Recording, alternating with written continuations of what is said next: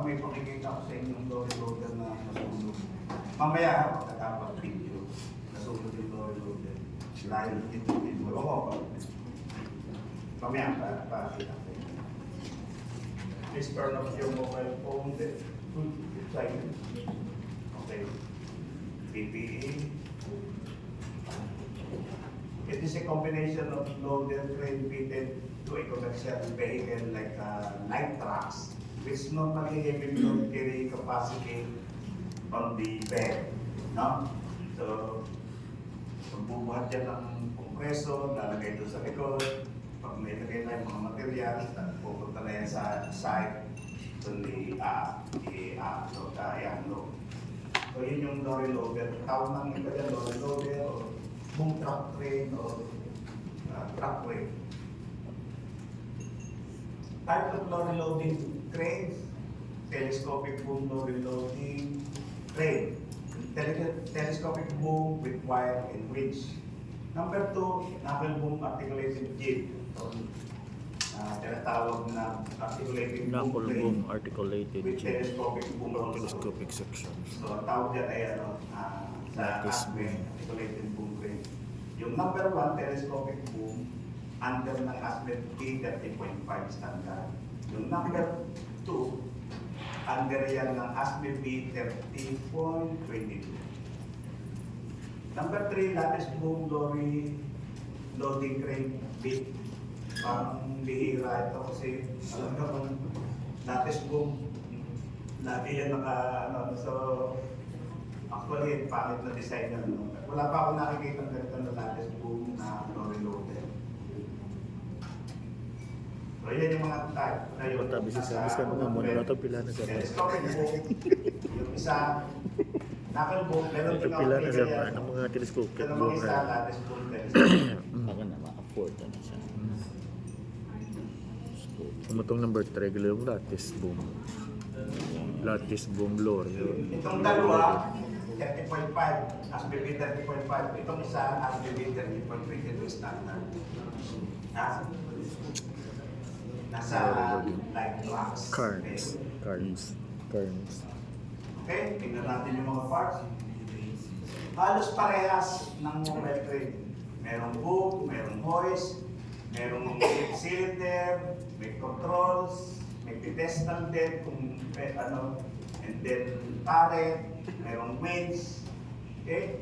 Stabilizer, yung mga trigger, stabilizer, bago yung smooth track.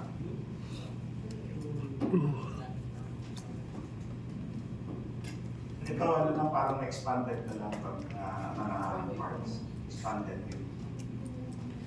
Pinakita yung expanded. Yan. Turret rotation bearing, Turret rotation bearing, doorway, pendant, boom winch, load winch, lattice boom, trigger. pendant rope. Trigger na.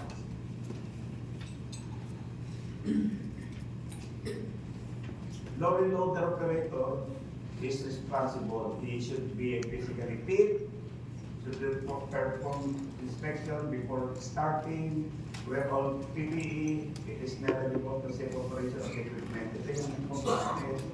No, he has the knowledge to perform safe operation of the equipment. Ibig sabihin, kaya niyang i-recognize yung limitation ng contract at saka yung kaya niyang pumasa ng load chart at saka maka-detect kung mal-operation na or overloaded. It is an operator also skilled operator to continue to improve upon those skills. Keep the vehicle control at all times. Ito yung sample ng checklist, but not necessarily ito yung fixed item. Depende yan sa type, brand, kung anong lorry loader yan. So usually, yan ay hydraulic type. Then oil, radiator, mga lightings, yung gulong, kasama na din yan yung gulong, no? Yung sidewall damage, tread wheel, yan. inspection checklist yan. Actually, parang daily checklist. So, lorry loading parts. Minsan may outrigger na ganito. Meron namang outrigger. Gusto ang talent, then yung jack. Ito naman, wala yan jack. Ano lang talaga yung pinaka-beam, outrigger beam. Ito yung pinaka-turret, turning circle. So, ang center of gravity ng mga crane, doon sa center ng turning circle, lahat ng crane, mga mobile crane, roller crane, ang center of gravity niyan doon sa center ng turning circle.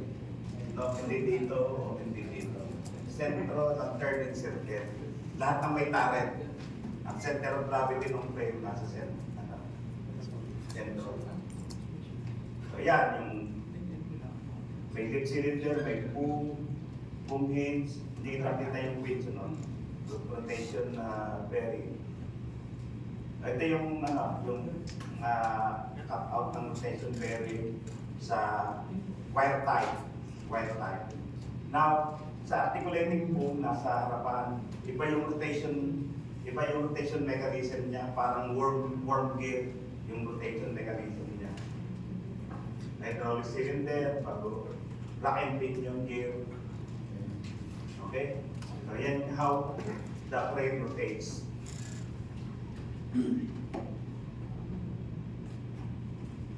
So basic parts pa rin. So ayan, actually mga checkpoint na yan, yung ito itong sliding pads. Paano natin ma-check yung buong pagtog na? Hindi mo na pwede buksan yan, masisiliper. Buksan mo ba yan? Yung sliding pad kung pagtog na, yung ano na ba, yung talos na, yung upgraded sliding. May sliding pad yan eh, kasi hindi yan bakal sa bakal eh, pero yung nilalagay na sliding pad.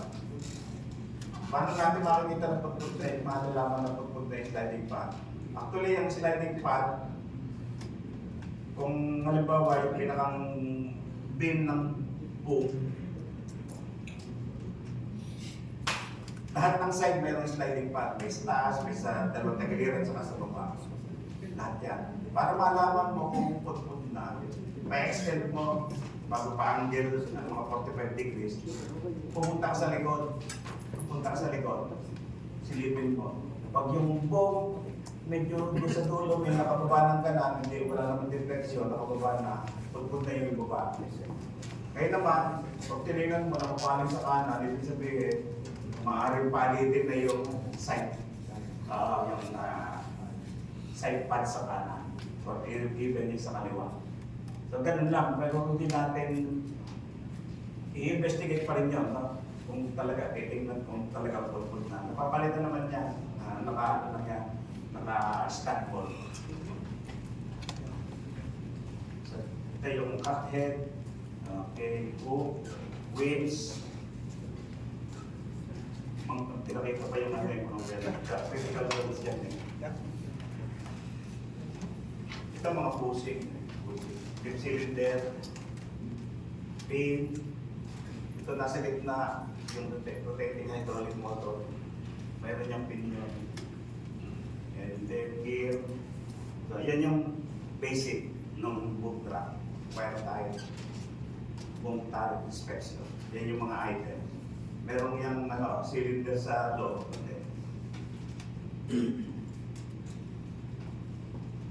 Sa articulating boom, maraming mga cylinder yan kasi gumagano eh. Pero may cylinder din yan sa loob kasi may portion ng boom dyan nag-extend, telescopic. Pero walang safety latch. Hindi kailangan dito ang safety latch. No? Hindi kailangan safety latch. Ito yung pinaka-mass. Ang tawag nila pedestal. Ito yung safety mechanism, main hinge, secondary knuckle, and third knuckle. So may mga cylinder na lip cylinder. Ang operation niya ano lang, stable. Now, pag dapat talaga certified yung operator, may mga load check din yan, dapat alam ng operator yung limitation. So yun yung mga check items, yung those leaking, oil leaks sa outrigger sa cylinder box. Outrigger box.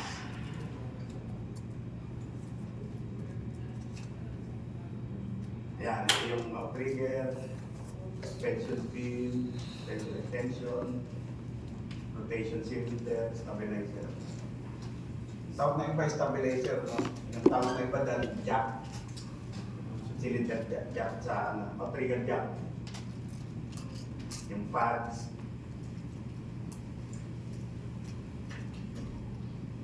Now,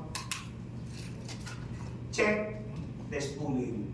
Yung nasa left, good spooling. Yung nasa right, bad spooling. Kasi pag nagpatong-patong yan, madadamage yung mga wire rope. So, take note of those overlapping. Mahal pa man din ng wire rope, no? Mahal niyang wire rope. Pag nag-overlap yan, sigurado yan, di tatagal yung ating wire rope.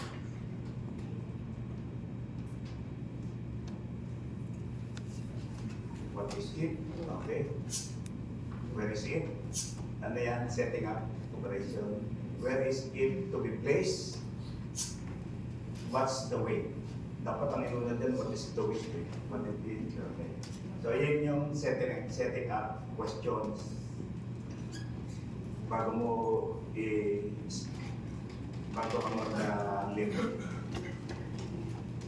Mahalaga yan kasi mamaya ipinawestiyon mo yung train, naka-trigger, pero hindi pa dapat yung bubuhatin. No? Kung ano pati yung bubuhatin, ano ba yan, liquid, chemical, bakal, or what materials, kung nasaan, saan nilalagay. Usually sa yung where is to be placed, hindi na masyadong question yan kasi pag bumuhat yung lorry loader, doon lamang sa likod ng bed ilalagay yung binuhat niya. No? And then, pupunta na sa ibang lugar, i-unload. Mahalaga yung what is the weight. Yan ang mahalaga. Ayan, hindi yan tama. No? Make sure that the tires contact the ground not completely and just really the chassis when outrigger or stabilizer set up. Saka yung level dapat yan level, maganda yung level, tama yung level.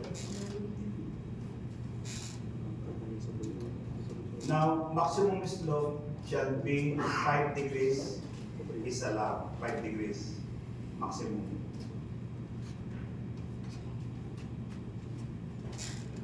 Yan.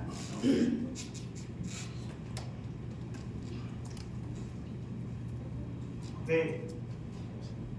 Kung magtatanong kayo kung paano load test, pareho din lang din sa crane. Maglilip ng mababa on that particular radius, on that particular safe working load based on load chart. Pareho din lang sa crane. Yan, ito yung tamang pag-handle ng load. Pantay yung ground, trigger, fully retracted, with the jack, okay, with the pads. Now, setting up an operation of crane stability. It is very simple. The principle is leverage is used to determine the boom trap rated capacity. The stability will increase tipping point is come inside with the center of rotation. No?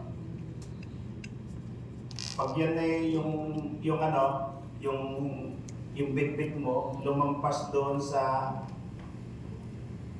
dotted line, magkakaroon ng unstable condition. No? Dapat yan laging pasok doon sa triangle. Ang magiging mangyayari dyan, magbubumap ka to widen up the coverage of stability. Ano ito stability hindi overload. So to widen up the stability. Usually, kaya yan nagtitip over, lampas na dun sa kasi ano yan eh, out-trigger yan. Pag lampas ka na dun sa linya na yon, magkakaroon na ng stable situation. Dun sa dotted line, magkakaroon na ng stable situation.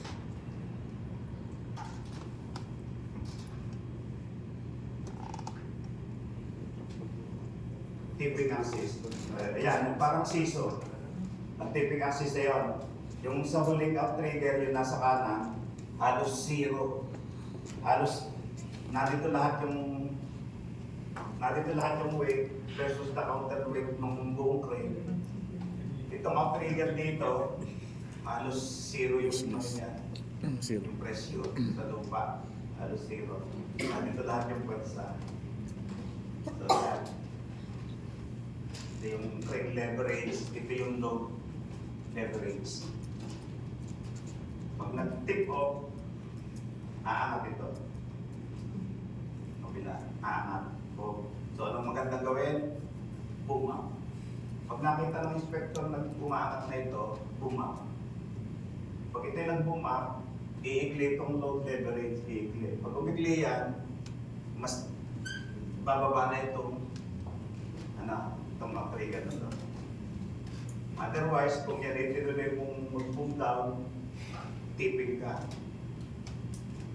Tip off ka. No? So, ganun yung ano niya. Yung parang, ito yung pinakang, parang seesaw. Ito yung pinakang punto. May moment. Although, ito yung center ng crane. Okay? Other way around, ganun din. Other way around. Yan ang problema sa mga lorry loader, madaling mag-tipping. Mabilis lagi yan ang in question is the stability. Hindi kagaya ng mga ordinary mobile crane, is wala siya. Okay? Ngayon, to avoid those tipping off or some incident, yung working area should be in the level ground, level D2. Are there any underground part or manhole over? Dapat yan. Halimbawa, doon sa area, kung paano pa malalaman kung may manhole pipe yan, tatanong mo doon sa... Usually yung mga manhole pipe sa mga daan, doon yung dumadaan sa mga sidewalk, ano? Huwag ka na lang mag-trigger doon sa may sidewalk. Diba, kung nasa kalsada, huwag mo ipatong yung sidewalk. Huwag mo ipatong yung sidewalk. Huwag mo ipatong yung pad, o trigger pad doon sa sidewalk. Sigurado yun, may kanal yun, malimit. May kanal yun. So, hindi kayang i-resist ng pulver yung weight. Or, magtanong pa doon sa may-ari ng area. Baka nga naman, kahit level ground yan, baka naman may pinadaan pulver doon sa ilalim. Or may hinukan. Yan, yung number 3 yan. Has there been any excavation recently bago hindi pa stable yung ground? Is there near anything trenches? May mga trenches na malapit. Pwede gumuho din yan eh. Kung may malapit na hukay, yung trigger. Pwede mag-collapse. It is the road, if so, has the relevant people informed. During lifting, kasi ang operator niyan, ito yung delikado din talaga dyan. Hindi kagaya sa mobile crane, nasa cap, kita niya yung pero ang operator nito nasa ground floor at saka nasa isang side. Yung kabilang side, hindi niya kita. Isa pang parang may blind area yan, yung operator ng mga lorry loader at saka boom truck. Kasi ang operation niya, nasa side lang ng truck.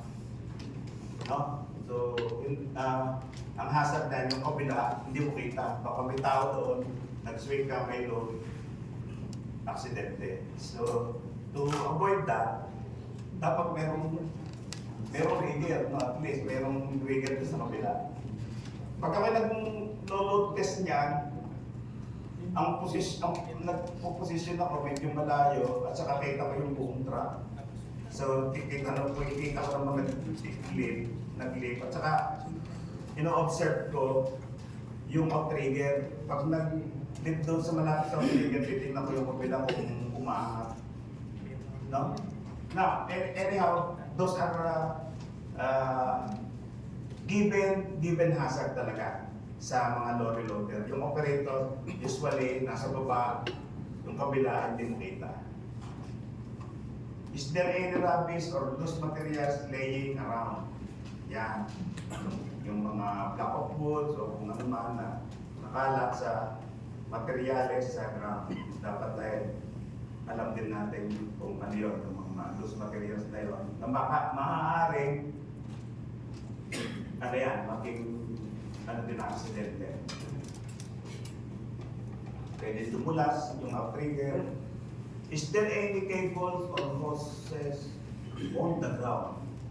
Pag construction site, minsan, halimbawa, may nagre-repair o may nag-grinder, yung electrical cable nakatawid na gano'n doon sa isa kasi walang pagkukulan ng kuryente.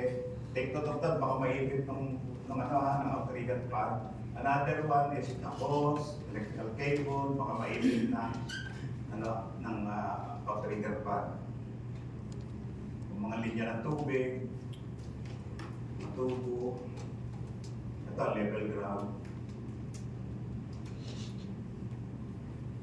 Ito naman, may mga hukay, no? So, take note of those. Yun, malalim na hukay. Huwag mong ilalapit ang outrigger pag mo doon sa medyo malalim na hukay.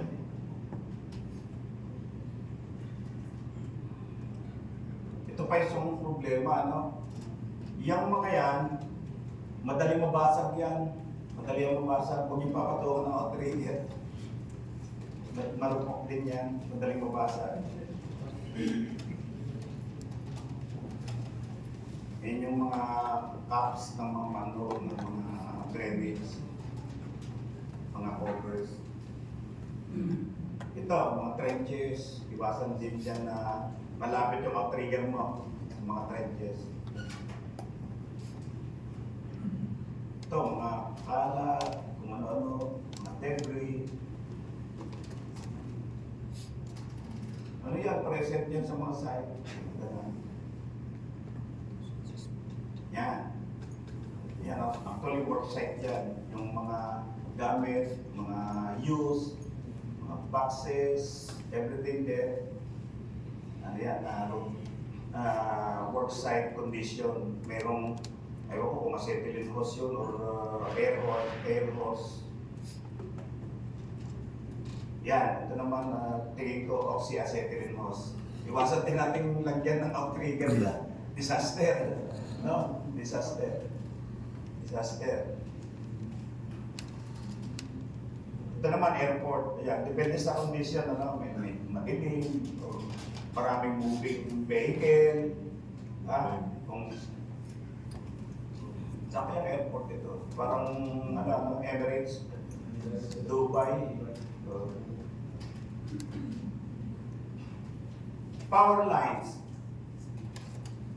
Itong pag fatal. Mamaya may pakikita ko sa inyo na boom truck na napadaan sa power line. Tignan nyo yung nangyari. Okay, mamaya sa video. So sa power line, ano nagtatanong? Yung sa contract, yung pag-operate niya, ano yung diba, sila, tapos ano yung sa production, sa boat, sa... May ano yun, may control stick. Ngayon, sa boom truck, iba kasi, yung boom truck na telescopic, may ina-adjust yung PTO, power take-off. Dapat kasi yun yung nagdadrive ng pump. May nausi kasi ako siya na matay ka na driver sa boom truck.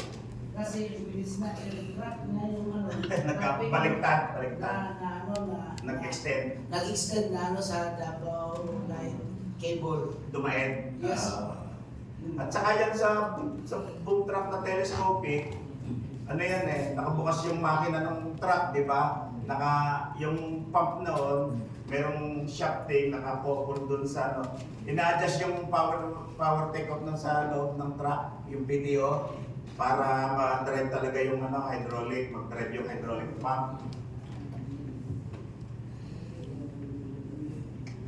Ngayon, pag sa kuryente, may vicinity na power line, i-assume mo na halimbawa, extend, bago nagkaroon ng halimbawa ay nag-boom down, baka abutin yung power line, delikado, no? So, yung operation is very, very critical. May nangyari niyan ng ganan, Pilipino commander, sa Buraida, buti nakatalon buti nakatalon, fracture siya, pero dumay talaga sa identity wire. Nagbubuhat sila ng concrete slab na ano yata yung bahay ng bahay ng Canadian. Pagka napatay dun sa yan sa poste. Buti nakatalon yung operator, nag-fracture lang siya. Ito, doon sa kabila naman mga high power lines din yan.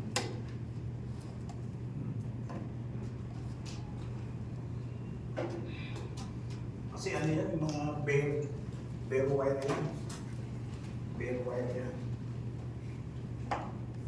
Delikado. Hindi naman yan, kumbaga nag-ooperate ka, hindi naman yan lalapit sa iyo. Ang talagang lalapit yung boom truck.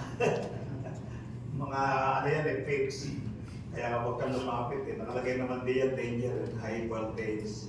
Huwag kang lalapit. You may one day have worked near power line. So here are the rules of the working near the power line. When setting up your crane, you have to make sure that you are 15 meters away from any steel power line or 9 meters away from a wooden power line. 15 meters and 9 meters. And on top of this distance, you also have to make sure you are full working boom length away as well. Kung full extended, talagang malayo, no? Ito, naano na natin ito, no? Voice up, voice down, ano yan, signaling? Saan bang simula yung Boom up, meters and 9 meters? boom Sa full down, ano sang boom. retract, extend, Full extension. ito yung retract. Ano to? Stop. Voice up slowly, voice down slowly, stop.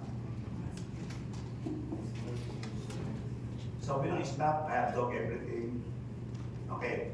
Ito naman, sa telescopic boom na may wire, the operation of a trigger elevation, extension, and slowing the boom operation.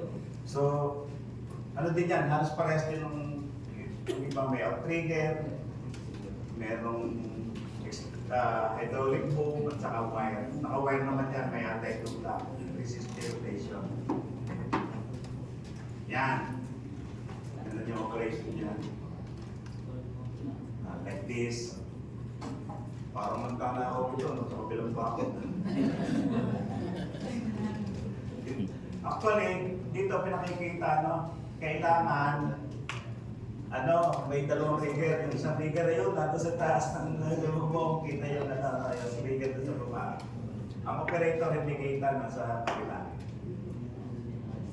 So ito naman, lifting and height. Delikado yan. Dapat walang tao doon sa ilalim. Yan. Nasa bridge. So those were napakadelikado din yan kung yan ay nagkaroon ng tipping, yung truck bagsak sa ilalim ng bridge. Yung boom truck, bagsak yan sa ilalim ng bridge. Yan.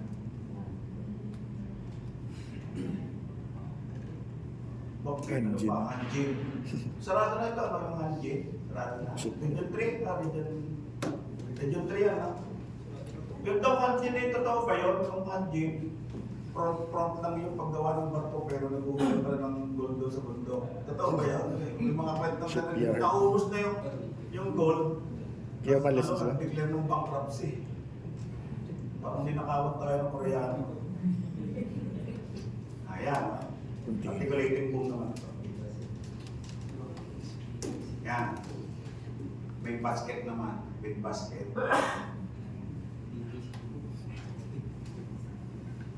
Accident na ito. Nabagsakan ng boom. Ayan, trigger na.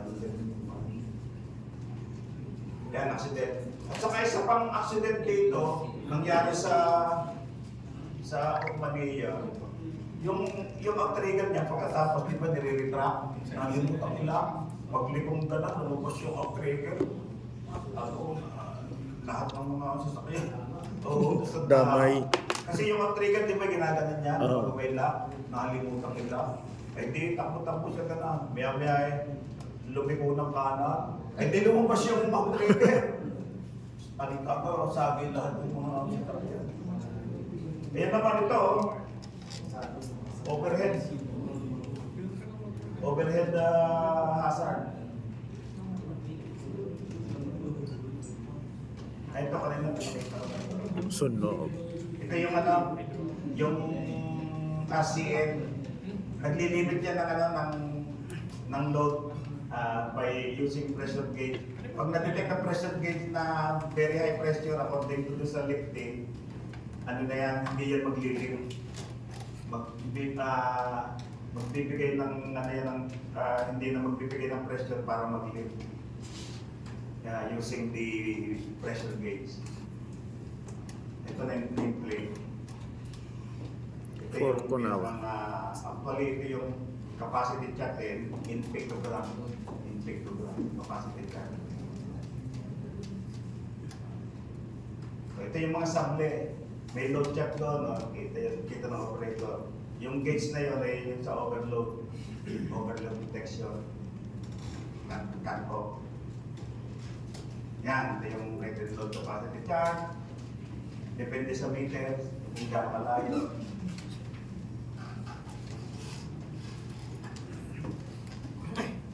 Unique. On-off pa rin. On-off, sound. Or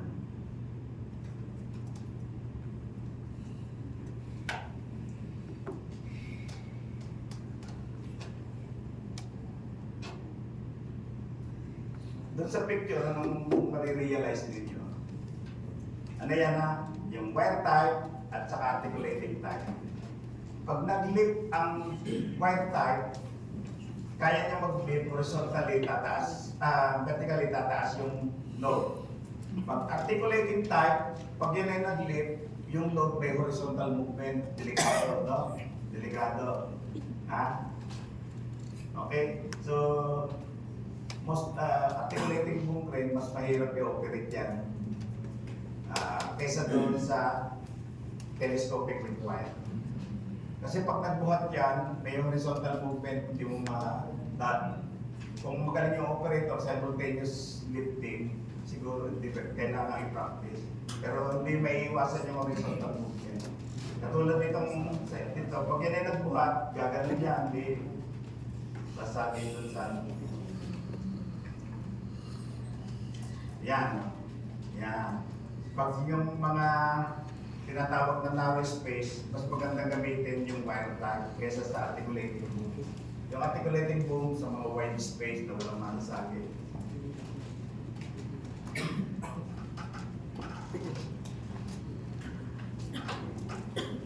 Mag-video ulit tayo na yung makikita ko lang yung electrical na padaet sa electrical lines. Hanapin ko na yun. Asa na yan? Video.